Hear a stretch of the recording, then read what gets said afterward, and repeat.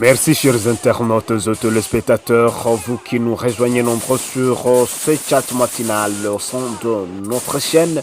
Nous vous demandons une fois de plus bienvenue et surtout abonnez-vous nombreux dans le cadre de trouver la suite de nos diffusions à tout prix que nous postons de nouvelles informations.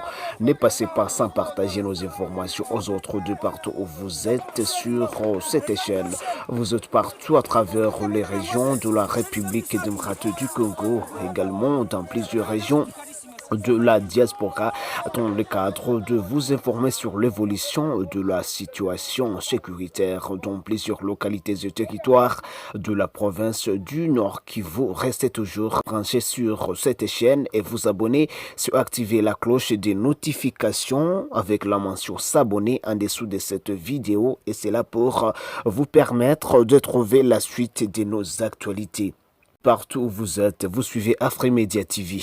Parlons de pilonnage de position du 23 RDF autour des saquets par l'artillerie lourde de forces armées de la République démocratique du Congo à la soirée du mardi 21 janvier 2025.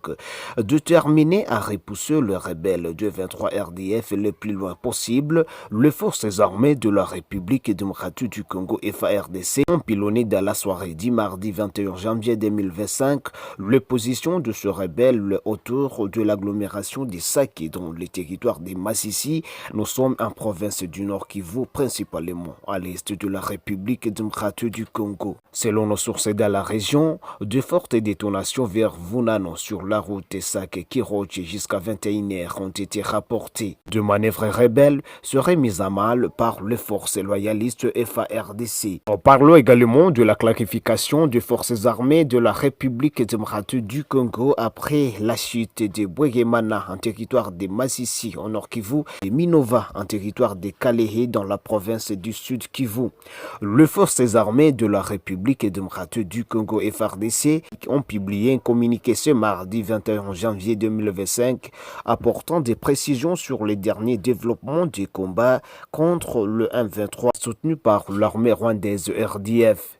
Ce document, signé par le général-major Ekenge Bomoussa et Fomi Selvan, porte-parole des forces armées de la République démocratique du Congo FARDC, vise à informer et rassurer l'opinion publique nationale et internationale face à la situation sécuritaire préoccupante dans la partie est de la République démocratique du Congo. Le communiqué confirme la progression des forces ennemies dans des zones stratégiques dont Bouéguémana, situé au nord Kivu, et Minova, situé au sud Kivu.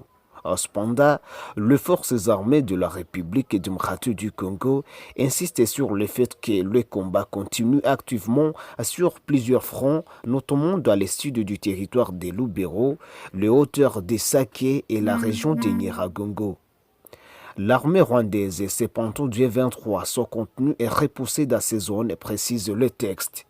Malgré cette percée, les forces armées de la République démocratique du Congo soulignent que l'ennemi subit d'énormes pertes en hommes et en matériel sur différents théâtres d'opération. Cette affirmation vise à contrebalancer la perception d'une défaite militaire après la chute des localités stratégiques et à démontrer la résilience des forces loyalistes face à l'agression.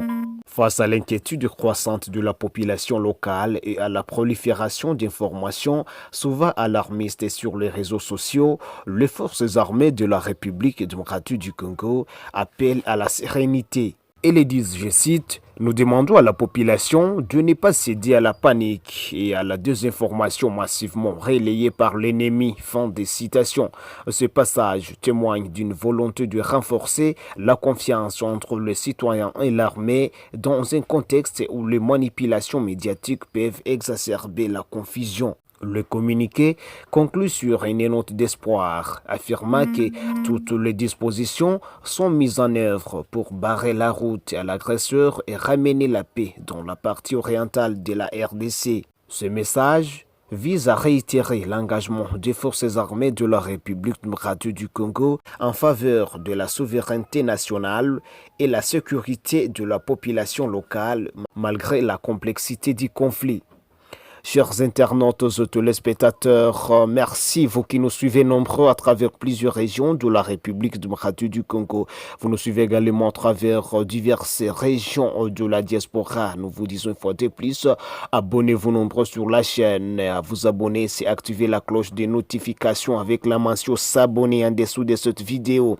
Après vous être abonné, veuillez partager nos informations aux autres à travers toutes les plateformes numériques.